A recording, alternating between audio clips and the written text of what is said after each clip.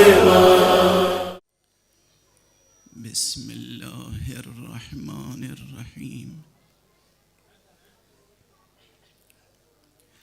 الحمد للہ رب العالمین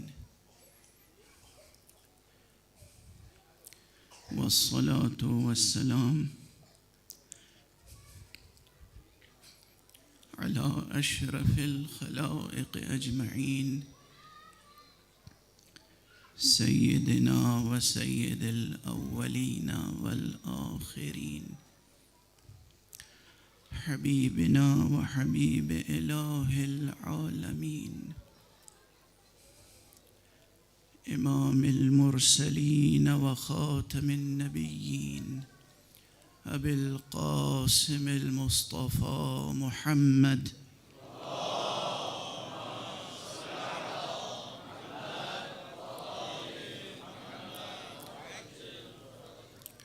وعلى أهل بيته الطيبين الطاهرين الهداة المهديين المعصومين المظلومين واللعنة الدائمة على أعداء الدين أجمعين.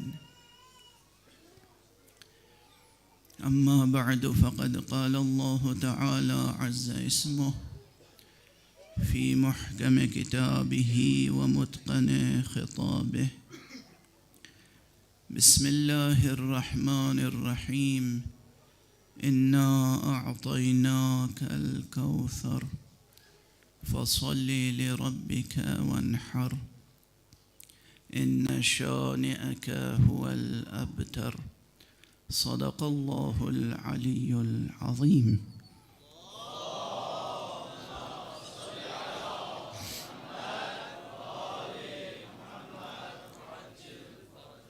ایک اور بلند تر صلوات پڑھ دیں محمد.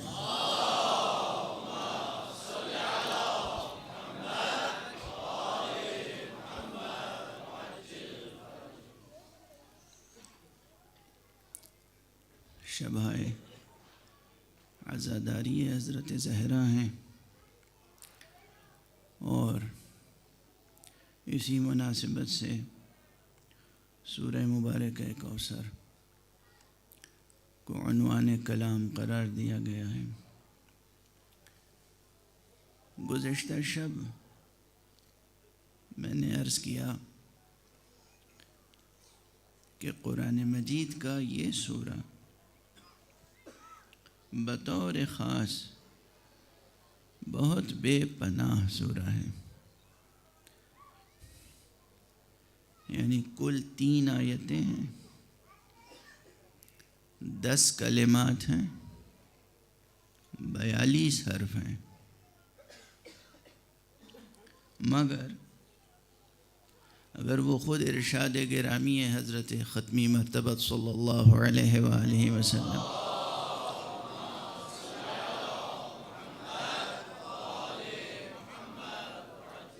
پیش نظر ہو کہ لِكُلِّ آیَةٍ ظَهْرٌ وَبَطْنٌ وَلِكُلِّ حَرْفٍ حَدٌّ وَلِكُلِّ حَدٍّ مَطْلَعٌ. تو آپ سوچیں کہ یہ تو پورے قرآن مجید سے متعلق ہے.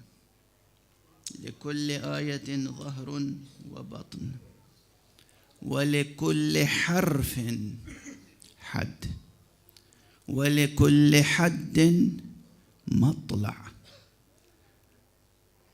جب پیغمبر کسی مقام پر لفظ مطلع استعمال کریں تو یہ ہمارا آپ کا شاعرانہ مطلع نہیں ہے، یہ کسی قصیدے یا کسی منقبت کا مطلع نہیں ہے. جب حضور مطلع کہہ کے خاموش ہو جائیں تو یقین کرنا چاہیے کہ یہاں سے انوار طلوع ہی ہوتے رہیں گے، کبھی سلسلہ ختم نہیں ہوگا.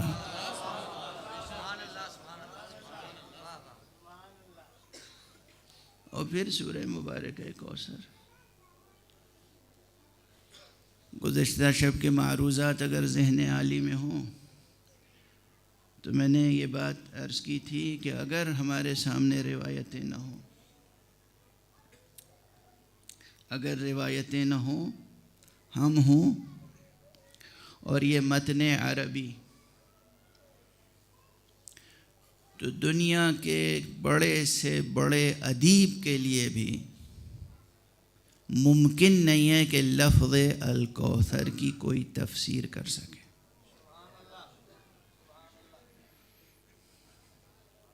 اور اگر کہیں پر بھی جا کر باکومہ کے روایت بھی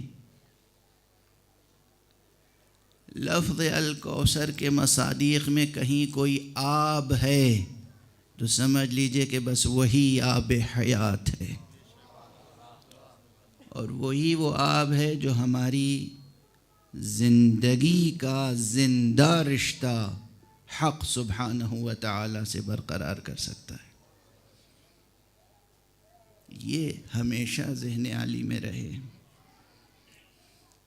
عوام الناس تو عوام الناس ہیں، ہم سب جو طلاب علوم دینیہ ہیں، ہمارے سامنے ہر وقت ہر نفس یہ بات رہنی چاہیے کہ یہ جو سانس آئی ہے یہ حضرت حق سے رشتہ برقرار رکھنے کے لیے آئی ہے۔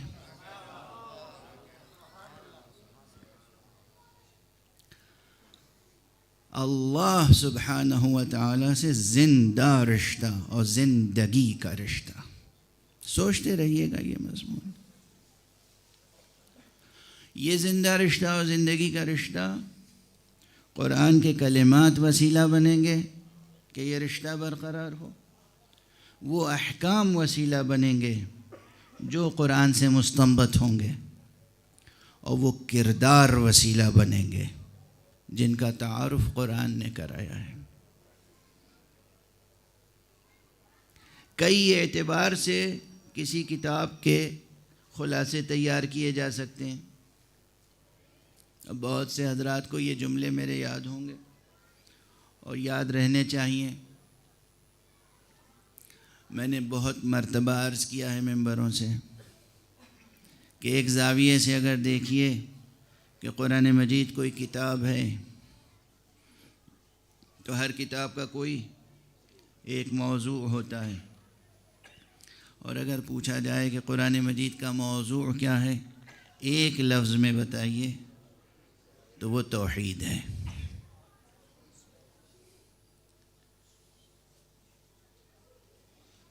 اردو میں جو اچھی بڑی تفسیریں لکھی گئیں اور بعد میں اس کا عربی اور فارسی اور انگریزی ترجمہ بھی ہوا، اس میں ایک مولانا سید ابو الاعلیٰ مودودی کی تفسیر تفہیم القرآن بھی ہے۔ بہت اچھا ترجمہ ہے، تفسیر اچھی ہے، قطع نظر ان مقامات کے جہاں ہمیں اختلاف ہے۔ مولانا ابو الاعلیٰ مودودی کا خاندان علم و ادب کا خاندان تھا۔ ان کے جد اعلیٰ جو ہیں وہ مرزا غالب سے بھی خط و کتابت رکھتے تھے۔ جس وقت تفہیم القرآن لکھی گئی اس وقت دنیا بھر میں ایک مغربی تحریک کا بڑا اثر تھا۔ وہ تحریک تھی ایگزسٹینشلزم، وجودیت کی تحریک۔ یہ وجودیت کی اصطلاح اس سے مختلف ہے جو آپ حوزے میں فلسفے میں پڑھتے ہیں، کلاسیکی فلسفے میں ہم لوگ جو پڑھتے ہیں وجودیت، یہ وجودیت جو مغرب سے آئی تھی اس سے مختلف چیز ہے۔ اس میں وجودیت پورے نظریے کا محور انسان تھا، اور اس بات پہ زور دیا جا رہا تھا کہ انسان کی اہمیت بہت زیادہ ہے۔ اس میں کوئی شک نہیں کہ انسان کی اہمیت بہت زیادہ ہے، لیکن دیکھنے کی بات یہ ہوتی ہے کہ کس کو کس وقت کس اسٹیج پر کون اہمیت دے رہا ہے۔ اور ہمارے یہاں انسان کی اس پوری کائنات میں بہت اہمیت ہے۔ انسان وہ وجود ہے کہ جس سے چشم امید مشیت لگی ہوئی ہے۔ انسان بہت قیمتی گوہر ہے. اگر یہ پوری کائنات بمنزلہ صدف ہے تو اس کا گوہر شاہوار انسان ہے. لیکن یہ سائنس تو انسان کو حیوان سمجھتی ہے. سائنس انسان کو حیوان سمجھتی ہے. یہ وحی الہی ہے، یہ قرآن ہے جو انسان کے سر پر خلافت الہیہ کا تاج رکھتا ہے.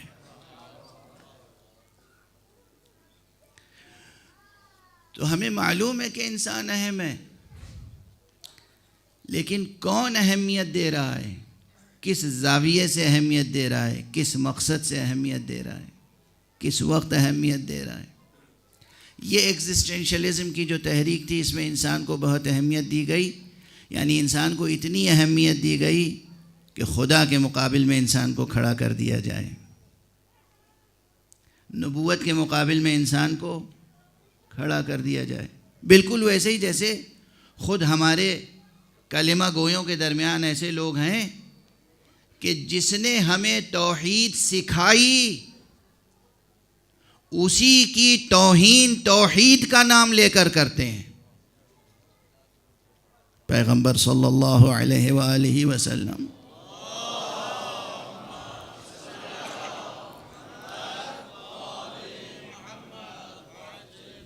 حضور علیہ السلام کی اہانت، توہین اور نعوذ باللہ خاکم بدہن ان کی تحقیر کرتے ہیں اللہ کا نام لے کر. پوری تحریک ہے. حضور کے فضائل کا انکار، ان کے مراتب کا انکار، ان کی عظمتوں کا انکار، ان کے احترام سے روکتے ہیں اللہ کا نام لے کر. جس نے ہمیں خدا سے متعارف کرایا اسی کی توہین خدا کا نام لے کر کی جا رہی ہے. اور فرمایا تو خدا اپنی اس تعظیم سے خوش ہوگا،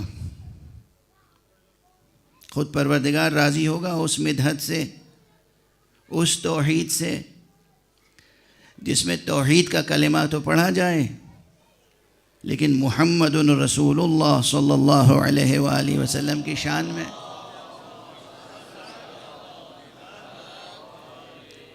گستاخی اور احسان کی جائے.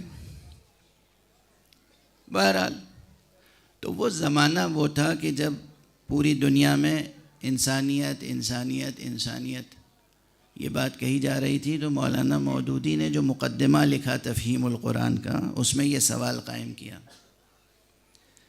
کہ قرآن مجید اگر ایک کتاب ہے تو ہر کتاب کا کوئی موضوع ہوتا ہے، اور یقیناً یہ ایک کتاب ہے تو اس کا بھی کوئی موضوع ہوگا. اگر سوال قائم کیا جائے کہ اس کا کیا موضوع ہے تو جواب ہے انسان. انہوں نے اس مغربی تحریک کے زیر اثر یہ سوال قائم کیا اور جواب دیا کہ اس کا موضوع ہے انسان. اس فقیر کو اختلاف ہے اس سے. قرآن مجید کا موضوع انسان نہیں ہے، یہ میں مکرر عرض کر چکا ہوں. قرآن مجید کا موضوع از اول تا آخر توحید حق صمدی ہے.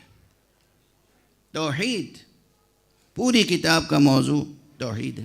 یعنی اگر ایک لفظ میں خلاصہ بیان کرنا ہو تو ایک کلمہ ہے توحید.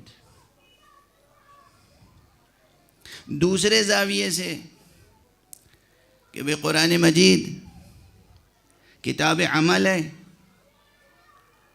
پیغام عمل ہے، اس میں بہت سے احکام ہیں. تو اگر کوئی کہے کہ اس کا خلاصہ بتائیے ایک لفظ میں کہ قرآن مجید کا عملی پیغام کیا ہے، تو بھی عرض کر چکا ہوں. ایک جواب ہے وہ بہت محکم. قرآن مجید کا، پوری کتاب کا ایک لفظ میں جواب ہے، قرآن مجید کا عملی پیغام ہے تقوی. سب کچھ اس میں شامل ہے. تیسرے نقطہ نظر سے اگر کوئی سوال کرے کہ قرآن مجید کا نظام کون سا ہے، جو نظام اس نے انسانیت کو عطا کیا ہے. دیکھیے، انسانیت بغیر کسی نظام کے پروان نہیں چڑھ سکتی. انسانی معاشرہ بغیر حکومت کے، بغیر دولت کے، بغیر نظام کے قائم نہیں ہو سکتا، پروان نہیں چڑھ سکتا۔ اگر ایک لفظ میں پوچھا جائے کہ قرآن مجید نے کوئی نظام دیا ہے، اور اگر دیا ہے تو اس نظام کا عنوان کیا ہے، نام کیا ہے، کون سا نظام ہے، تو بس ایک لفظ میں جواب ہے، قرآن مجید کا دیا ہوا نظام ہے نظام ولایت۔ تو قرآن مجید کا موضوع ہے توحید، پیغام ہے عملی تقوی، نظام ہے ولایت۔ یہ ایک اعتبار سے پورے قرآن مجید کا خلاصہ بیان ہو گیا۔ گزشتہ شب میں نے اس سے ذرا مختلف اسٹیٹمنٹ آپ کے سامنے پیش کیا۔ جوہری اختلاف نہیں ہے، بات یہ کہ کس سیاق و سباق میں خلاصہ پیش کیا جا رہا ہے، باتیں یہی سب ہیں۔ میں نے عرض کیا پورے قرآن مجید میں دو چیزیں پیش کی گئی ہیں، یا احکام یا کردار۔ کچھ احکام ہیں جن پر ہمیں عمل کرنا ہے۔ اب یہ احکام عملی بھی ہو سکتے ہیں اور اعتقادی بھی۔ تو سب کچھ آ گیا، اصول دین سے، توحید سے لے کر معاد تک، اور طہارت و صلاۃ سے لے کر حدود و دیات تک، عبادات سے لے کر معاملات تک سب آ گیا۔ قرآن مجید نے یا احکام دیے ہیں اور یا ان احکام پر عمل کرنے کے لیے مثالی کردار سے روشناس کرایا ہے۔ ان کرداروں کو پیش کرنا مقاصد قرآن میں سے ہے، اور جب ان کرداروں کو پیش کرنا مقاصد قرآن میں سے ہے تو ان کرداروں کی معرفت حاصل کرنا ہمارے مقاصد حیات میں ہونا چاہیے۔ ممکن نہیں ہے کہ ہم صرف بحث احکام صلاۃ و طہارت میں کرتے رہیں پوری زندگی۔ واجب ہے کہ سیرت معصومین پر غور کیا جائے، سرسری طور پہ نہ گزر جائیں، اور دوسروں کی نقل کی ہوئی روایتوں پر بھروسہ نہ کریں، اور جو اپنوں نے بھی نقل کی ہیں روایتیں، یہاں پہ ٹھہر کے ایک درد دل اور کر لوں، چونکہ یہ سب آپ ہی کو کرنا ہے، یہیں ہونا ہے، اسی شہر سے یہ کام ہونا ہے۔ کل بھی بات تاریخ کی آ گئی تھی، آج بھی تاریخ سے متعلق ایک بات عرض کروں۔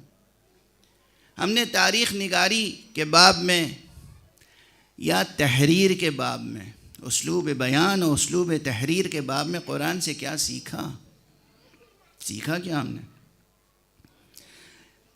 کچھ بھی لکھ دینا اور کچھ بھی کہہ دینا، اور درمیان میں قرآن مجید کے کسی ایک دو لفظ کو بطور اقتباس رکھ دینا،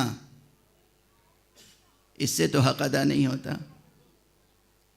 اور ہمارے آپ میں کیا گزارش کر رہا ہوں، ایک بہت عظیم الشان مضمون آپ نے اپنے اعتبار سے لکھا، اور دو تین جگہوں پر قرآن مجید کے کچھ فقرے بطور ضرب الامثال، امثال قرآنی کے طور پر اقتباس کر کے رکھ دیے، قرآن کا حق ادا ہو گیا۔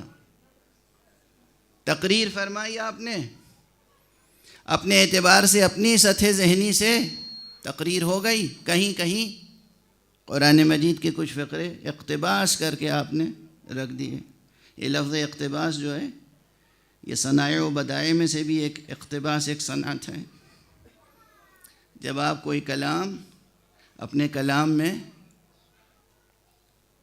جڑتے ہیں نگینوں کی طرح، تو وہ اقتباس ہے۔ قرآن مجید سے اتنا اقتباس کافی نہیں ہے۔ سب سے اہم بات یہ ہے، آج تک تاریخ نگاری پر، سوانح نگاری پر سب سے غالب اسلوب، غالب رنگ، غالب طرز یہ ہے کہ ہم تاریخوں پر سن، دن، روز، مہینہ اور اس پر زیادہ توجہ دیتے ہیں۔ وقائع نگاری یا واقعہ نگاری پہ زور دیتے ہیں، کردار نگاری پر زور نہیں دیتے۔ جو عام طرز تحریر ہے اس کی بات کر رہا ہوں، مستثنیٰ چیزیں الگ ہیں۔ واقعہ نگاری الگ ہے، سیرت نگاری الگ۔ کس دن وہ واقعہ پیش آیا، کس تاریخ میں کہ حضرت آدم جنت سے رخصت کیے گئے، قرآن مجید نے اسے اس دن اس تاریخ کو نہیں لکھا. قرآن مجید نے سبب لکھا کہ کس سبب سے نکالے گئے. قرآن مجید نے پھر وہ سبب بتا دیا کہ جس سبب سے وہ کردار بلندیوں تک پہنچا اور سرفراز کیا گیا. کردار نگاری، سیرت نگاری قرآن مجید کا خاص ہنر ہے جسے ہمیں اور آپ کو سیکھنا چاہیے. فلاں مورخ نے لکھا ہے یہ واقعہ فلاں تاریخ میں ہوا. کتنے لوگ ہیں، یعنی آپ پی ایچ ڈی کی تھیسس اٹھا کے دیکھیں، تحقیقی مقالے اٹھا کر دیکھیں، صفحوں کے صفحے نقل قول. فلاں مورخ نے یہ لکھا، ارے فلاں مورخ خود کوئی محل اعراب بھی رکھتا تھا کہ نہیں؟ غور فرما رہے ہیں آپ؟ فلاں راوی خود کوئی محل اعراب رکھتا تھا یا نہیں؟ 10 20 25 50 اقوال نقل کیے جا رہے ہیں، اور شاید ایک روایت میری نظر سے گزری ہے کہ جہاں کہا گیا ہے کہ یہ قبروں پر لکھی ہوئی لوحیں پڑھنے کی عادت نہ ڈالو، شاید اسی لیے کہ لوح قبر کی تحریر پڑھ پڑھ کے تاریخ نہیں لکھی جاتی، بولتی ہوئی زندگی سمجھ سمجھ کے تاریخ لکھی جاتی ہے. عام طور پہ جو تاریخیں لکھی گئی وہ کون سی تاریخیں؟ لوح قبر پڑھ کے کہیں تاریخ لکھی جاتی ہے؟ لوح قبر کی تحریر سے تاریخ بنتی ہے؟ بولتی ہوئی زندگی سے تاریخ بنتی ہے. یہ بولتی ہوئی زندگی، یہ تاریخ نگاری یہ قرآن نے سکھائی ہے. اور اسی لیے قرآن مجید نے بطور خاص وہ واقعے نقل کیے ہیں اور ان کی طرف اشارہ کیا ہے جہاں اس موقع پر سخن وجود میں آیا ہے، جہاں عموماً سخن وجود میں نہیں آتا.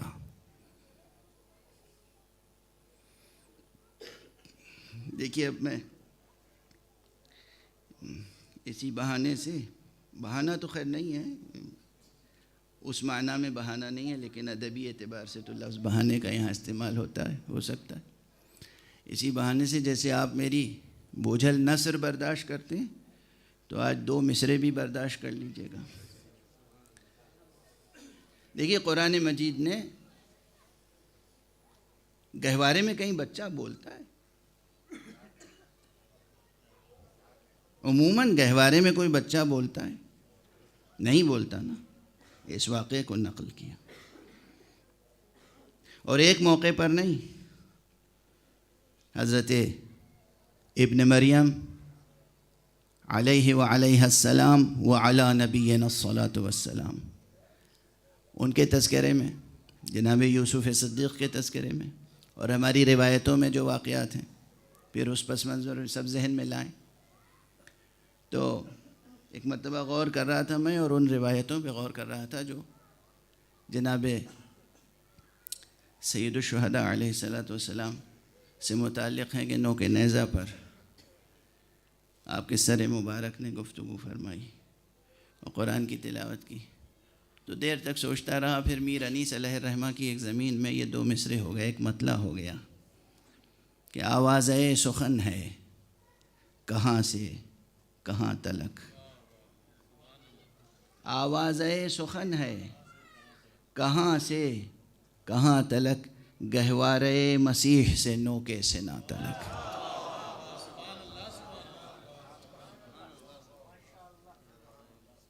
آواز سخن ہے کہاں سے کہاں تلک، گہوارے مسیح سے نوکے سے نہ تلک. یہ بولتی ہوئی زندگی تاریخ بناتی ہے. یہ بولتی ہوئی زندگی تاریخ بناتی ہے. اور خاص طور سے اب یہ بولتی ہوئی زندگی کی بات آ گئی تو کتنی باتیں بغیر کہے ہوئے آپ کے ذہنوں میں آ گئی ہوں گی. جناب بی بی فاطمہ زہرا سلام اللہ علیہا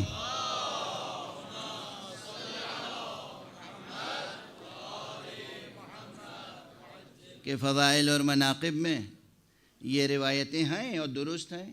کم سے کم میرا ایمان ہے کہ جب آپ بطن مادر میں تھیں تو گفتگو فرماتی تھیں. کیوں؟ اس لیے کہ قریش کی خواتین نے، یہاں جملہ یوں کہوں، حالانکہ مجھے وہ لفظ ویسے پسند نہیں ہے، گریز کرتا ہوں، لیکن یہاں کہوں، قریش کی عورتوں نے اس خاتون مکرم کا بائیکاٹ کر رکھا تھا. وہ نہیں آتی تھیں جناب خدیجہ کبریٰ سلام اللہ علیہا کے پاس، بی بی تنہائی محسوس کرتی تھیں. تو ایک مرتبہ خود پیغمبر اکرم صلی اللہ علیہ وآلہ وسلم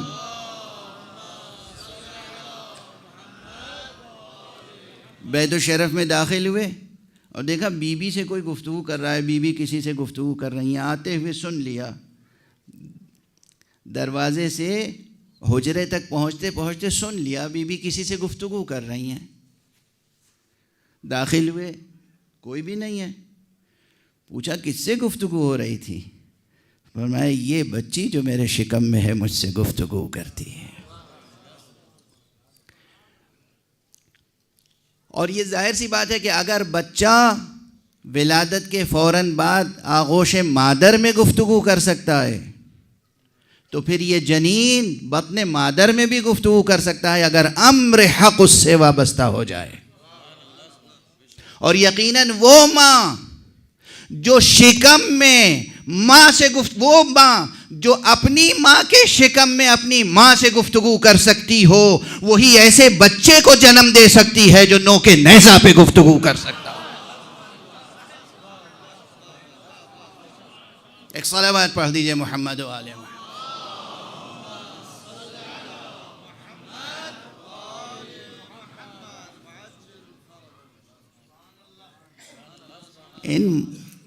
یہ بولتی ہوئی زندگیاں ہیں جو تاریخ بناتی ہیں. وہ تاریخ کچھ اور ہے جو آپ کو ملتی ہے بازار میں. وہ تاریخ جو ایڈورڈ گبن لکھتے ہیں اور وہ تاریخ جو ابن خلدون لکھتے ہیں، وہ تاریخ جو طبری لکھتے ہیں، اور وہ تاریخ جو، اب کتنے نام گناؤں؟ یہ تو دو ایک وہ ہیں جو میرے نزدیک کہیں پہ تھوڑا سا محل اعراب ہیں، اگرچہ مجرور حالت میں صحیح. صلوات پڑھ دیجئے محمد والے.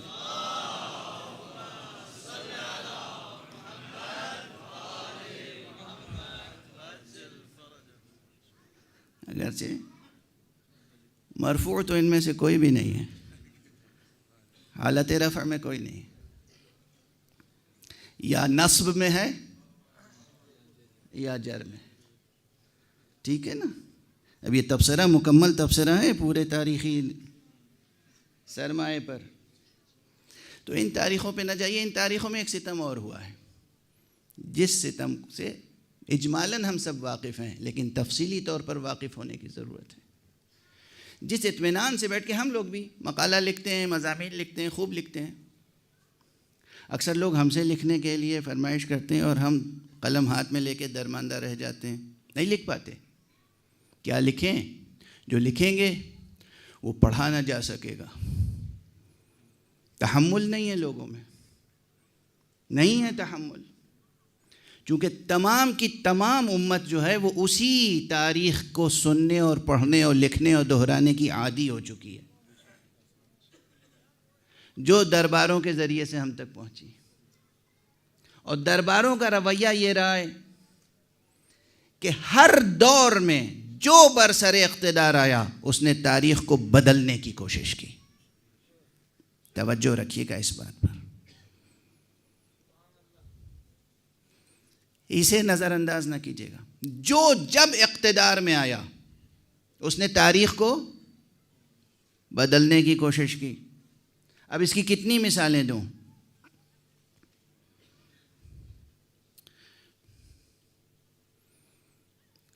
یہاں پر زیادہ تر حضرات بر صغیر سے تعلق رکھتے ہیں، بر صغیر ہند و پاک.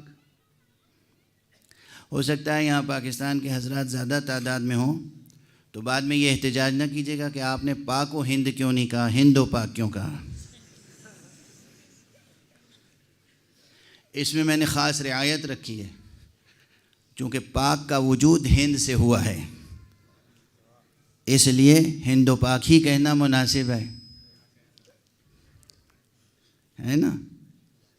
اردو کے ایک بہت مشہور شاعر تھے، ترقی پسند شاعر تھے، پروگریسو رائٹرز ایسوسی ایشن کے بہت سرخیل شعراء میں سے تھے، علی سردار جعفری صاحب.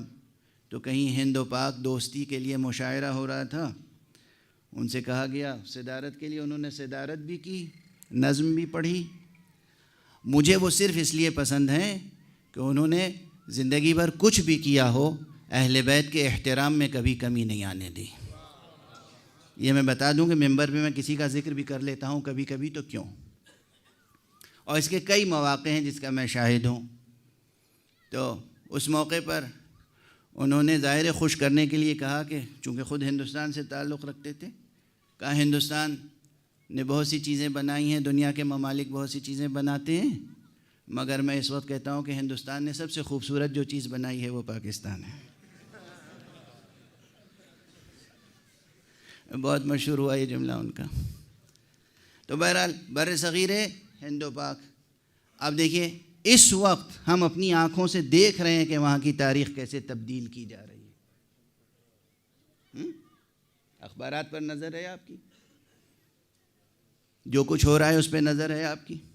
تاریخ تبدیل کی جا رہی ہے.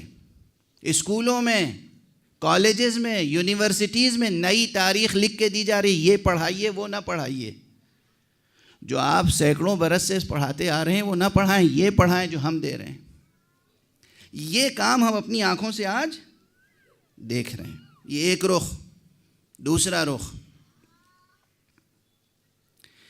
کہ کسی واقعے کی تحقیق کے سلسلے میں آپ غور فرمائیے کہ آج سے 100 برس پہلے، 200 برس پہلے، 300 400 برس پہلے تو وسائل اعلام اور وسائل استعلام، اطلاع دینے اور اطلاع حاصل کرنے کے وسائل کس قدر محدود تھے. اب کس قدر آئی ٹی کا زمانہ ہے. میں بھی یہاں تقریر کر رہا ہوں، ہو سکتا ہے اسی وقت کوئی صاحب آسٹریلیا میں بھی سن رہے ہوں اور اسی وقت امریکہ میں بھی سن رہے ہوں. یہ ہے نا. اس کے باوجود اس وقت دنیا میں ایسے حوادث ہو رہے ہیں جن کے بارے میں تاریخ سچی ہمارے ہاتھ نہیں لگتی. کیا عالمیہ ہے، غور فرمائیں آپ. اس وقت ایسے حوادث وجود میں آ رہے ہیں، رونما ہو رہے ہیں، جن کی صحیح تاریخ ہم تک نہیں پہنچتی. کیوں؟ حجاب کیا ہے؟ اقتدار، سیاسی اقتدار. حجاب کیا ہے؟ طاغوت.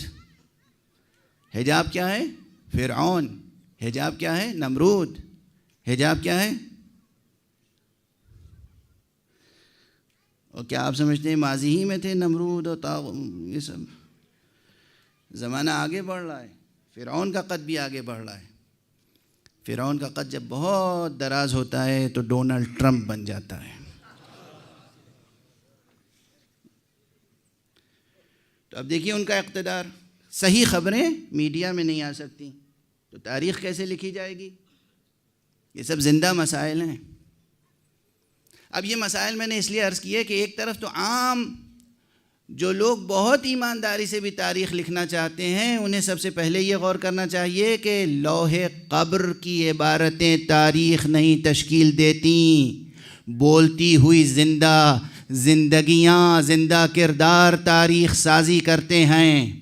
دوسری بات، تاریخ اقتدار اور ایوان اقتدار میں نہیں لکھی جاتی. وہاں تو ہمیشہ تاریخ کو مسخ کیا جاتا ہے. تو یہ اسلامی تاریخ کے ساتھ بھی ہوا، عربی تاریخ کے ساتھ بھی ہوا، اہل بیت کی تاریخ کے ساتھ بھی ہوا. حضور علیہ الصلاۃ والسلام کی حیات طیبہ میں، ظاہری حیات طیبہ میں جھوٹی حدیثیں گڑھی جانے لگی تھیں. کس مقصد سے؟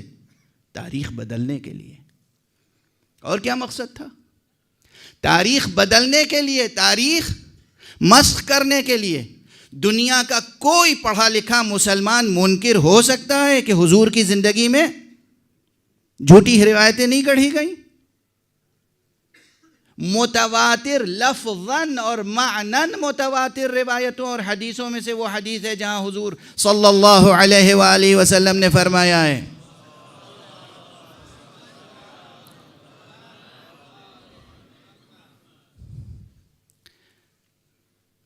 کہ من کذب علی متعمدا فلیتبوأ مقعدہ من النار، جو میرے اوپر جان بوجھ کر جھوٹ بولے، میری طرف جھوٹی حدیث منسوب کرے، میری طرف سے جھوٹی حدیث نقل کرے، اس کا ٹھکانہ جہنم میں ہے۔ یہ متواتر حدیثوں میں شمار ہوتی ہے، تمام مسلکوں میں تقریباً۔ اس کا مطلب حضور کی زندگی میں حضور کے خلاف تاریخ سازی شروع ہو گئی تھی، اور جب حضور کی آنکھ بند ہو گئی اور اقتدار کسی اور کے سپرد ہو گیا، اقتدار پہ کوئی اور آ گیا، تو تاریخ بدلی گئی یا نہیں؟ بدلی گئی۔ ایک اقتدار کے بعد دوسرا اقتدار آیا، بنو امیہ کا دور آیا، انہوں نے تاریخ بدلی یا نہیں؟ بدلی۔ بنو عباس کا اقتدار آیا، تاریخ بدلی یا نہیں؟ سلطنت عثمانیہ کا دور آیا، تاریخ بدلی گئی یا نہیں؟ آج اس وقت روزانہ 2 4 10 کتابیں اور مقالے سینکڑوں لکھے جا رہے ہیں سعودی عرب کی حکمراں جماعت کے زیر سایہ پوری دنیا میں مختلف زبانوں میں، تاکہ تاریخوں کو بدلا جائے۔ آج ابھی مسلسل یہ کام ہو رہا ہے۔ فضائل کا انکار ہو، مناقب کا انکار ہو، اہل بیت کی خدمتوں کو چھپایا جائے، ایک نئی فرضی تاریخ دنیا کے سامنے پیش کی جائے۔ جو علوم جن کا سرچشمہ اہل بیت اطہار کی ذوات کریمہ ہیں، ان علوم کی نسبتیں ان سے توڑ کر اور کسی اور سے جوڑ دی جائیں کہ اس علم کے بانی یہ نہیں تھے، وہ تھے، یہ علم ان سے نہیں ملا، ان سے ملا۔ مسلسل ہر روز محققین کو تنخواہیں دی جا رہی ہیں، کس لیے؟ تاکہ تاریخ بدلی جائے۔ جہاں مسلسل تاریخیں بدلی جا رہی ہوں، یاد رکھیے گا عزیزان گرامی ایک جملہ، جہاں مسلسل تاریخیں بدلی جا رہی ہوں اور تاریخ بدلنے والے سب دشمن ہوں، نواصب ہوں، متعصب افراد ہوں، وہاں بھی اگر پنجتن پاک اور اہل بیت اطہار کے فضائل آج بھی باقی ہیں تو تاریخ کا سب سے بڑا معجزہ ہے، سب سے بڑا معجزہ یہ سچ ہو تو ایسا کہ صدیوں کا جھوٹ بھی اس پر غبار نہ ڈال سکے۔ بہرحال بات سے بات نکلتی چلی گئی۔ بات یہ تھی کہ ہم کرداروں کو کن تاریخوں میں تلاش کریں، اور کردار نگاری سیکھیں یا واقعہ نگاری۔ واقعہ نگاری سے حق ادا نہیں ہوتا۔ واقعہ نگاری یہ ہے کہ دن فلاں، تاریخ فلاں، وقت فلاں، یہ ہوا، ایسے ہوا، بس ختم ہوئی بات۔ فلاں صاحب مسکرائے، یہ واقعہ ہے۔ فلاں صاحب کس موقع پر کس جذبے سے مسکرائے، یہ کردار ہے۔ فرق سمجھے؟ واقعے اور کردار کا فرق سمجھے؟ یہ مسکراہٹ اور ہنسی کی کتنی قسمیں ہیں یا نہیں؟ ایک ہنسی وہ بھی ہے جسے زہر خند کہتے ہیں، یعنی مسکراہٹ دل و جگر چاک کر کے رکھ دیتی ہے۔ مسکراہٹ کسی انسان کے مورل کو ڈاؤن کر دیتی ہے۔ مسکراہٹ کسی انسان کو، ایک شخص مسکراتا ہے اس طرح سے کہ دوسرا ڈپریشن میں مبتلا ہو جائے۔ ڈپریشن، جبکہ اصل کیا ہے؟ تبسم کس لیے ہوتا ہے؟ تاکہ زندگی میں مسرتیں پیدا ہوں۔ واضح ہے؟ زندگی کا اگر گہرائی سے مطالعہ کریں، تجزیہ کریں، تو یہ حقائق سامنے کے ہیں یا نہیں ہیں؟ تو صرف یہ کہ فلاں صاحب مسکرائے، یہ ہے واقعہ۔ فلاں صاحب کس جذبے سے، کس احساس سے، کس موقع پر کس طرح مسکرائے اور کس طرح دوسروں کو ان کی مسکراہٹ نے مسرت کا تحفہ دیا، یہ ہے کردار۔ پورے قرآن مجید میں کردار نگاری کا ہنر ہے، کل کے مشیت میں واقعہ نگاری پہ زور نہیں صرف کیا گیا۔ اور کرداروں کو جو جتنے عظیم کردار تھے ان کو اسی طرح الفاظ دیے گئے۔ فاطمہ کا کردار اتنا عظیم تھا کہ اس کے لیے لفظ الکوثر کے علاوہ کوئی لفظ زیبا نہ تھا۔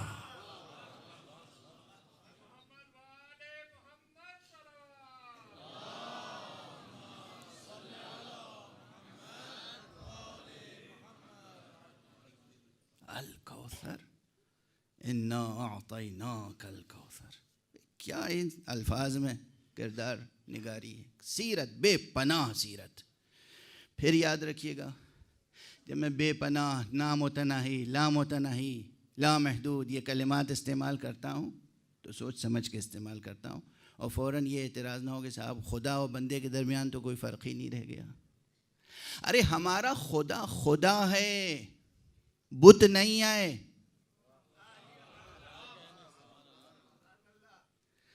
یہ بعض متکلمین نے اور بعض دینیات رٹ لینے والوں نے عجیب و غریب خدا سمجھ رکھا ہے، جس پر کبھی کبھی شاعر نے طنز بھی کیا ہے کہ زمان بخشے مکان بخشے جگہ جگہ ایک حرم بنایا، ہماری صورت گری نے آخر خدا کو بھی ایک صنم بنایا. ایسا نہ کیجیے. خدا بہت عظیم ہے. ہمارا خدا وہ عظیم ہے جو نامتناہیاں تخلیق کرتا ہے.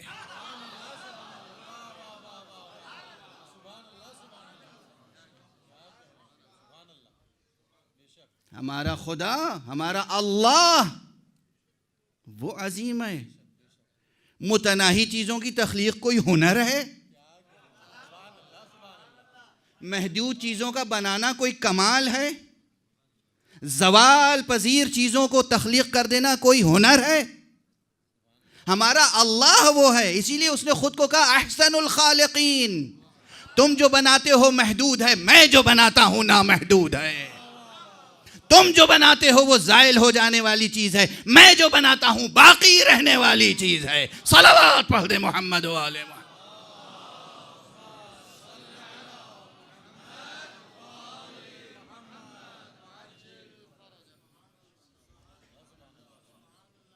ایک وہ گروہ ہے جو توحید کا سہارا لے کے اہل بیت کے فضائل کا انکار کرتا ہے. کچھ لوگ ہمارے یہاں پیدا ہو گئے ہیں توحید کا سہارا لے کر اہل بیت کے فضائل کا انکار. ابن الوقت صوفی ہوتا ہے، صاحب الوقت معصوم ہوتا ہے. صاحب العصر، صاحب الامر، صاحب الوقت، کیا معنی ہے اس کے؟ یوں ہی محمل ترکیبیں ہیں، دل خوش کرنے کے لیے ہیں، سخن گسترانہ باتیں ہیں، شاعرانہ ترکیبیں ہیں. یہ کیوں قرآن مجید میں کہا گیا پیغمبر اکرم صلی اللہ علیہ وآلہ وسلم سے متعلق؟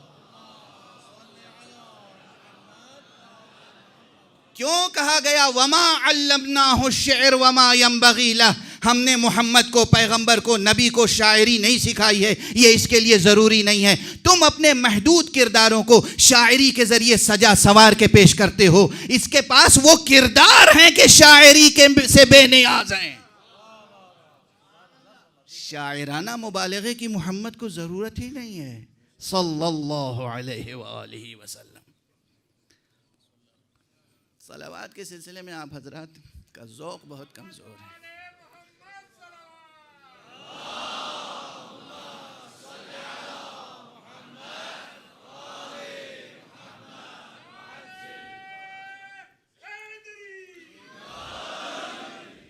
بہرحال ابھی تک آپ حضرات کے ذہنوں کو میں اپنی بر تک کوشش کر رہا ہوں کہ اس افق تک آ جائیں جہاں ہم سمجھ سکیں کہ انا اعطیناک الکوثر. اے حبیب، اے مصطفیٰ، ہم نے، ذرا دیکھیے گا وہ خود نامتناہی ہے. وہ نامتناہی اپنے حبیب کو کوئی نامتناہی شے عطا کر رہا ہے.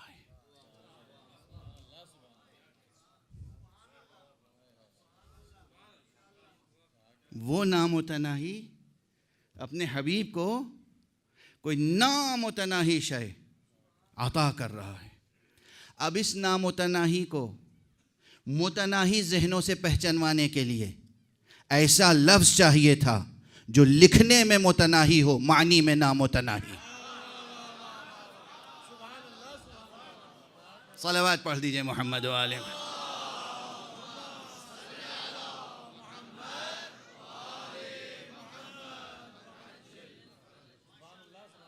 خدا کی قسم اس لفظ الکوثر کا جلال، جمال، حسن، کمال یہ اور کسی لفظ میں ادا ہو نہیں سکتا. اور پورے قرآن مجید میں بس ایک بار آیا ہے. خدا تو ہے منفرد، واحد، احد، ویتر، مگر دیکھو اس نے اپنی یہ مخلوقات میں کیسی منفرد شخصیتیں اور کرداروں کو خلق فرمایا ہے. ایسی انفرادیت کہ پورے قرآن مجید میں بس ایک بار نام آیا. یہ ایک اشارہ ہے کہ خدا کی قسم جس طرح پورے قرآن مجید میں لفظ الکوثر ایک بار آیا ہے، آدم تا قیام قیامت پورے عالم ہستی میں فاطمہ جیسا نقش کوئی مکرر نہیں آ سکتا. صلوات پڑھ دیں محمد و آل محمد.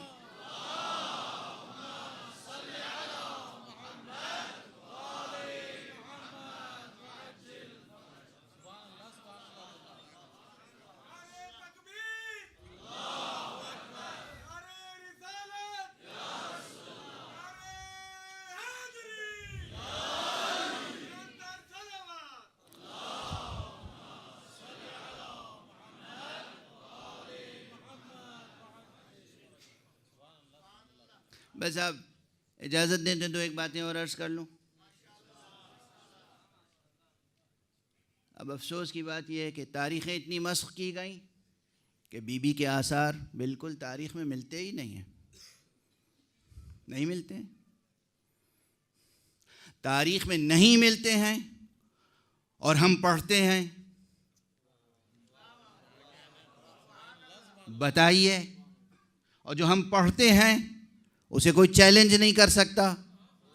یہ جملہ میں اکثر کہتا ہوں، جس کا جب جہاں جس میدان میں چاہے مناظرہ کرنا ہو مناظرہ کر لے، مباہلہ کرنا ہو مباہلہ کر لے.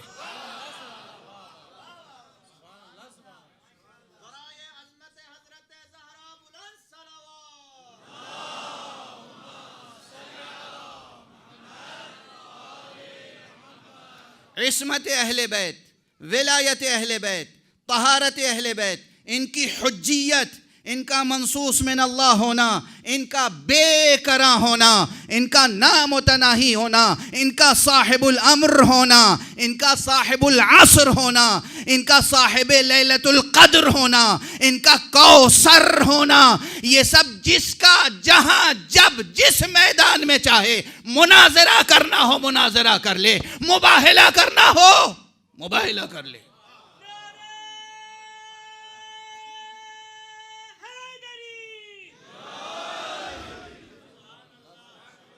خدا کی قسم یہ بی بی وہ ہے. میں لفظ مباہلہ خاص طور سے اس لیے استعمال کر رہا ہوں، بدر سے لے کر تمام جنگیں فتح کرنے کے لیے تو علی موجود تھے. مباہلہ وہ خاص میدان تھا جو زہرا کی آمد سے فتح ہوا ہے.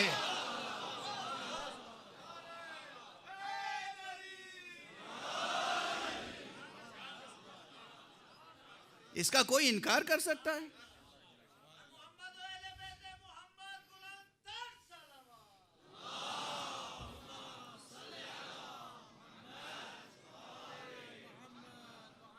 بھائی جو اہل علم ہیں، اہل فضل ہیں، ان کے لیے تو یہ سب صرف تذکر ہے.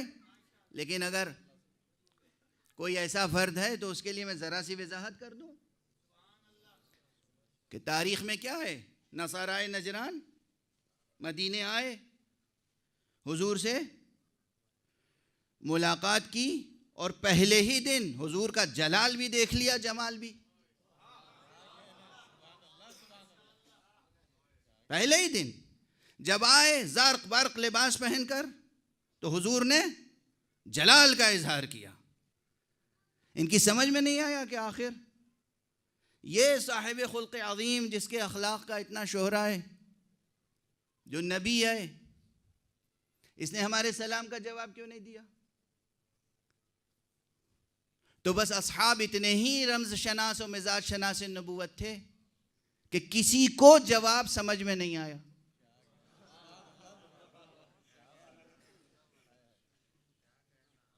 انہوں نے پوچھا بھئی یہ کیوں جواب نہیں دے رہے ہیں ہمارے سوال سلام کا، گفتگو نہیں کر رہے ہیں؟ کس نے جواب دیا؟ کسی صحابی نے؟ واقعہ غیر بھی لکھ سکتا ہے، کردار اہل البیت لکھتے ہیں.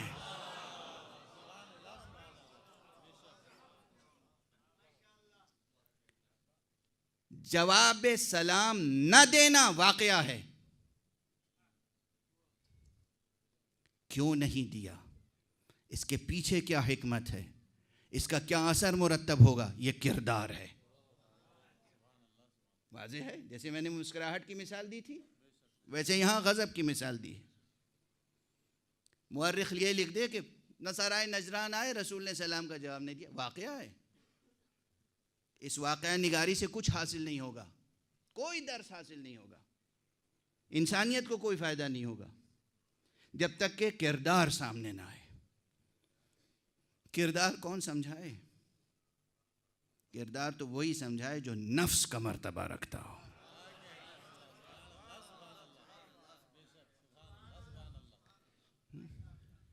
گلاب کی خوشبو گلاب کے پودے کے بغل میں اگی ہوئی گھاس بتا سکتی ہے؟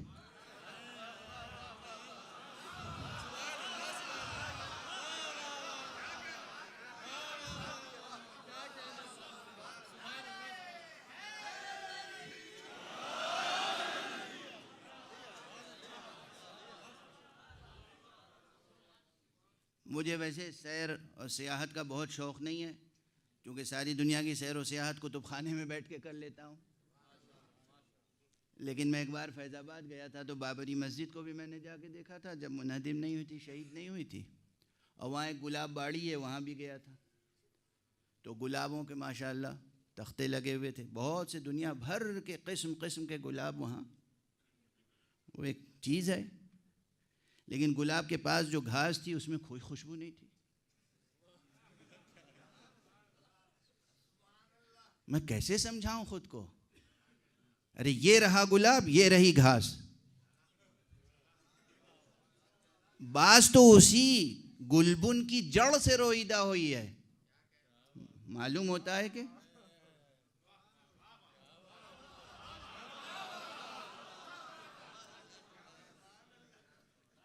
گلبن جو ہے نا، وہ گلاب کے پودے کو گلبن کہتے ہیں.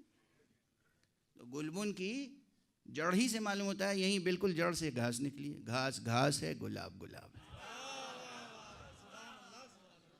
تو بہرحال اب یہ کون بتائے کہ گلاب میں خوشبو کیوں ہے؟ یہ کون بتائے کہ گلاب کا رنگ اتنا دلاویز کیوں ہے؟ گلاب کی خوشبو یا خود گلاب سمجھا سکتا ہے یا وہ عطر جو گلاب سے کشید کیا گیا. گلاب جب پوری شکل میں ہو تو گلاب کہلائے گا، جب عطر کشید کیا جائے گا تو وہ عطر نفس گلاب کہلائے گا. نفس گل کا نام ہے عطر گل. تو اب اگر کوئی قرآن مجید پڑھے اور آیت مباہلہ پڑھے تو یہی سمجھ میں آ جائے گا کہ نصارائے نجران کے سلام کا جواب کیوں نہیں دیا تھا. نفس پکارے گا کہ اس لیے نہیں دیا تھا کہ تم غرور اور تکبر کے لباس پہن کر آئے تھے، تم دنیا دار بن کے آئے تھے، تم ملوکیت کے لباس پہن کے آئے تھے. اس لیے حضور نے جلال کا اظہار کیا. تو مباہلے میں جلال سب سے پہلے سامنے آیا، جلال مصطفیٰ. بس یہ وقت گزر رہا ہے اور مطالب جو ہیں اب ذہن میں آ رہے ہیں، تو میرے لیے مشکل یہی ہوتی ہے عموماً. جلال مصطفیٰ.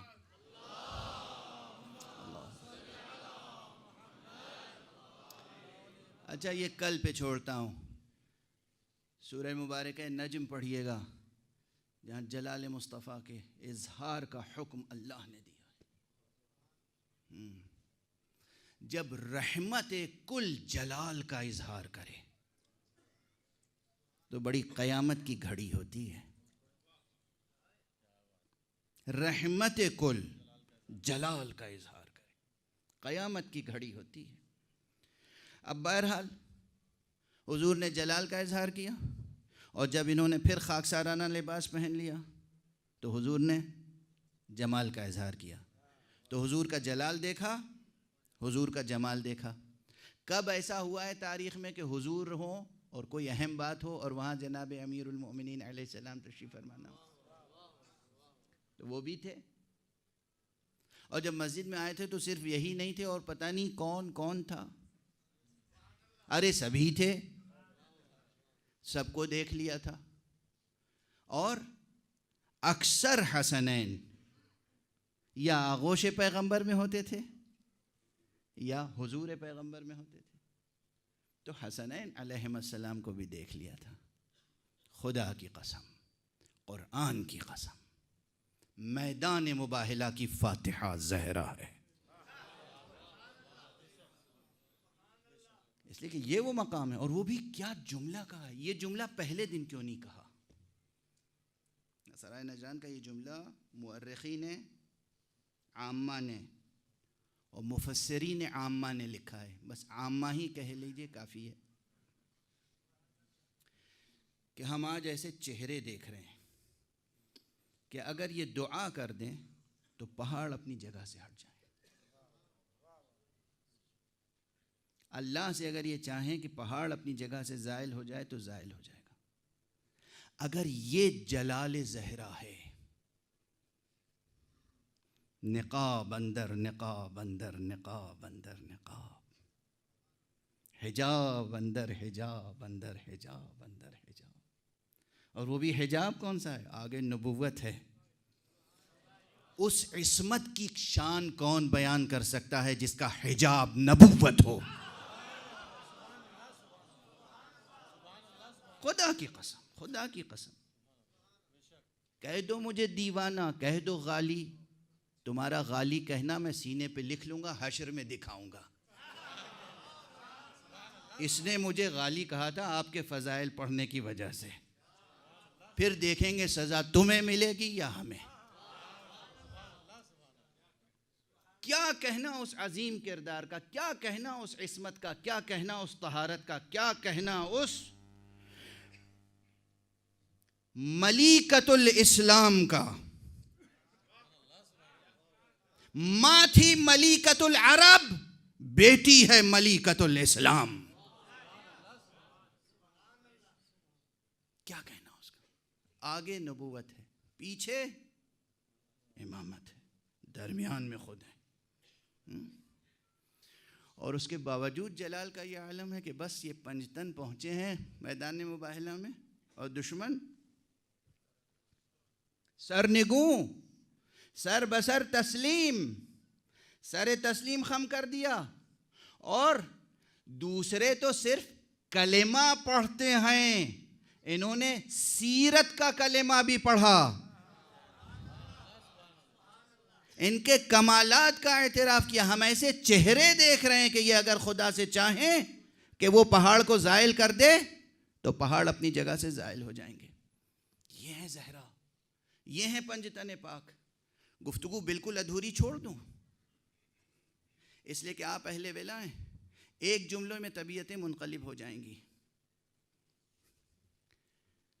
کتنا نامتناہی صبر ہوگا اس کا جس میں یہ جوہر ہو کہ وہ دعا کر دے کہ پہاڑ زائل ہو جائیں تو ہو جائیں، وہ اپنے اوپر پڑنے والی مصیبتوں کو برداشت کرے اور دشمن کے لیے بد دعا نہ کرے.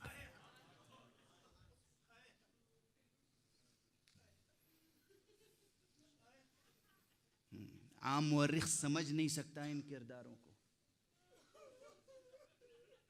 عام مورخ ان کرداروں کو سمجھ نہیں سکتا. بالکل ادھوری رہ گئی گفتگو. بالکل میں یہ سب تمہید تھی جو مطلب عرض کرنا چاہتا تھا وہ رہ گیا. اب کل انشاءاللہ، اب طاقت ساتھ نہیں دے رہی. خدا کی قسم یہ وہ ہیں کہ اگر دعا کریں پہاڑ زائل ہو جائے تو زائل ہو جائے. دریا رخ موڑنا چاہے موڑ دے. یہ جو دعا کریں پوری ہو جائے. اس کے باوجود نہ صرف یہ کہ دشمن کے سامنے تلوار نہ اٹھائیں بلکہ بد دعا بھی نہ کریں. ارے کیسا نامتناہی صبر چاہیے. اس صابرہ کا نام ہے فاطمہ.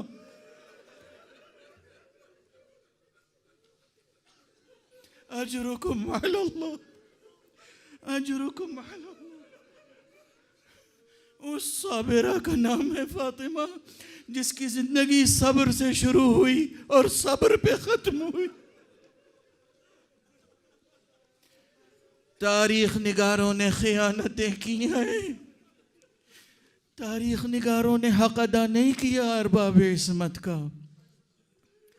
کیسی صابرہ ہے فاطمہ، کتنے مصائب، کتنے آلام برداشت کیے ہیں. میں عرض کر رہا ہوں آقا حسین سے دست ادب جوڑ کر، آقا یقیناً آپ پر کربلا گزری، مگر فاطمہ وہ ہے جس پہ کربلائیں گزری.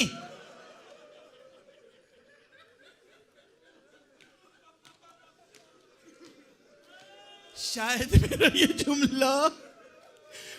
میرا یہ جملہ زخم دل حسن و حسین کے لیے مرہم بن جائے.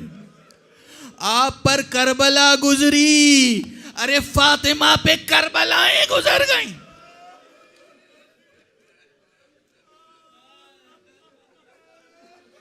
ہاں، کچھ حفظ مراتب ہے، کچھ حد ادب ہے کہ میں بہت سی روایتیں جو کتابوں میں ہیں وہ خود نہیں پڑھتا، بس اشارہ کر کے گزر جاتا ہوں.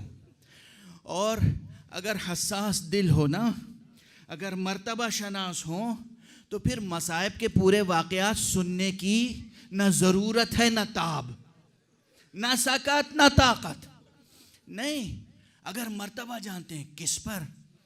کبھی میں نے ایک مثال دی تھی، اپنی مثال دی تھی، آپ میں سے کسی پہ منطبق ہو سکتی ہے.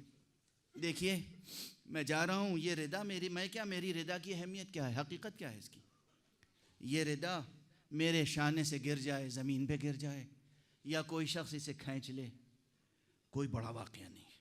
لیکن اگر یہ ہو، یہ شخص طالب علم ہے، یہ شخص ذاکر اہل بیت ہے، خدمت گزار اہل بیت ہے، یہ شخص ہمارا مہمان ہے، یہ شخص دور سے آیا ہے، اور اس کے بعد میں یہاں سے نکلوں اور کوئی شخص بارادہ توہین صرف میری ردا کھینچ لے، قیامت ہے.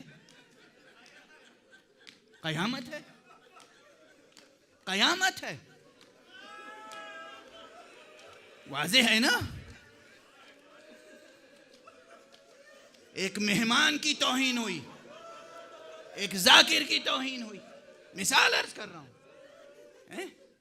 مرتبہ شناسی ہو اگر اور قدریں ہوں، تب مصائب کی المناکی سامنے آتی ہے. ارے کسی نے زہرا سے گستاخی کی، زہرا کون؟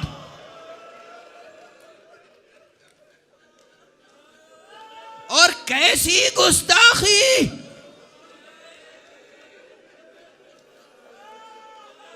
پروردگار آپ سب کو توفیق عطا فرمائے کہ آپ حسن اور حسین کو پرسا دیں. ہمیشہ فاطمہ کو حسین کا پرسا دیتے ہیں، آج حسین کو فاطمہ کا پرسا دیں.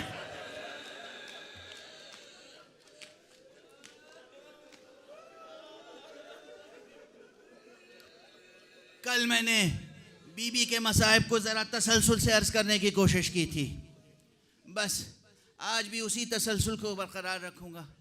بی بی کے مصائب کا سلسلہ شروع ہوتا ہے بچپن سے.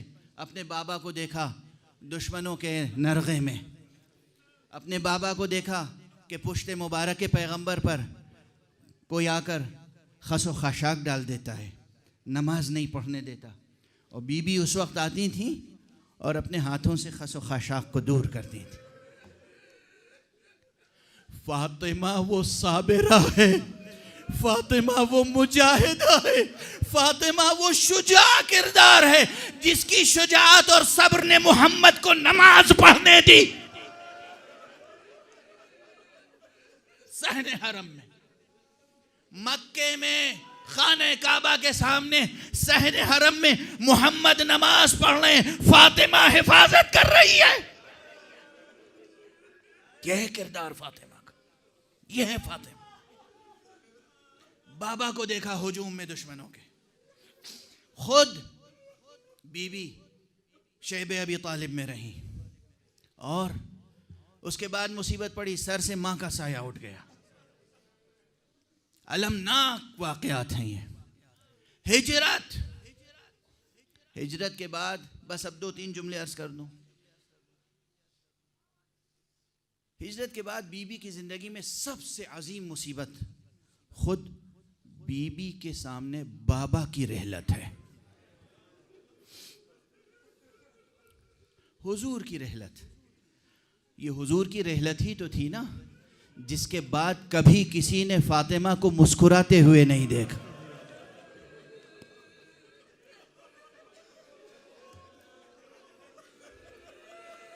یہ محمد رسول اللہ کی شہادت تھی، ان کی رحلت تھی کہ پھر کبھی کسی نے فاطمہ زہرا کو مسکراتے ہوئے نہیں دیکھا۔ اب بس ایک جملہ عرض کروں، جب رسول اکرم نے اس دنیا کو وداع کہا، اور بی بی کا غم دیکھیے، بی بی کا غم، جب لوگ حضور کو دفن کر کے واپس آئے ہیں تو بی بی نے پوچھا، ذرا اس جملے کی المناکی دیکھیے، ہزاروں ہزار بیت مرثیے کے اس ایک جملے پر نثار، بی بی کا جملہ ہے، فرماتی ہیں کیف طابت انفسکم ان تحثوا علی رسول اللہ التراب، ارے تمہارے دلوں نے کیسے گوارا کیا کہ رسول پہ مٹی ڈال کے آ رہے ہو، کیا قیامت، کیف طابت انفسکم ان تحثوا علی رسول اللہ التراب، تم نے رسول پر مٹی ڈال دی، کیا علمنا کی، کیا کرنا کی، کیا کرنا کی، اور اس کے بعد فریاد کی، وا ابتا اجاب ربہ، وا ابتا جنت الفردوس مأوا، وا ابتا الى جبرائیل ننعا، وا ابتا وا فرقتا، مسلسل گریہ کیا۔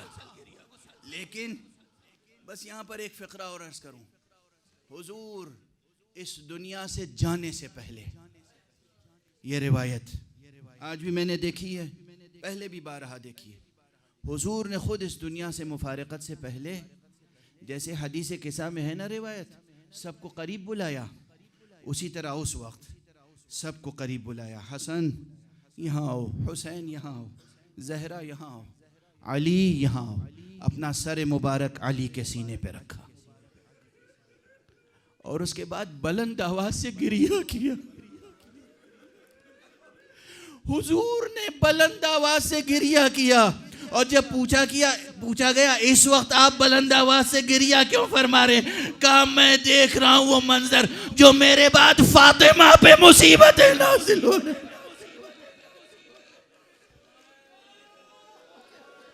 رسول اللہ دیکھ رہے ہیں میرے بعد فاطمہ کی کس طرح بے حرمتی ہوگی، فاطمہ کے دروازے پر ہجوم ہوگا، فاطمہ کے دروازے پر آگ اور لکڑیاں لے کر آئیں گے، فاطمہ کی رتبہ شناسی اس طرح کی جائے گی کہ فاطمہ پھر زندگی بھر گریہ کرتی رہے گی، وا بتا وا فرقتا وا محمدا، اِنَّا لِلَّهِ وَإِنَّا إِلَيْهِ رَاجِعُونَ، رِضًا بِقَضَائِهِ وَتَسْلِيمًا لِأَمْرِهِ۔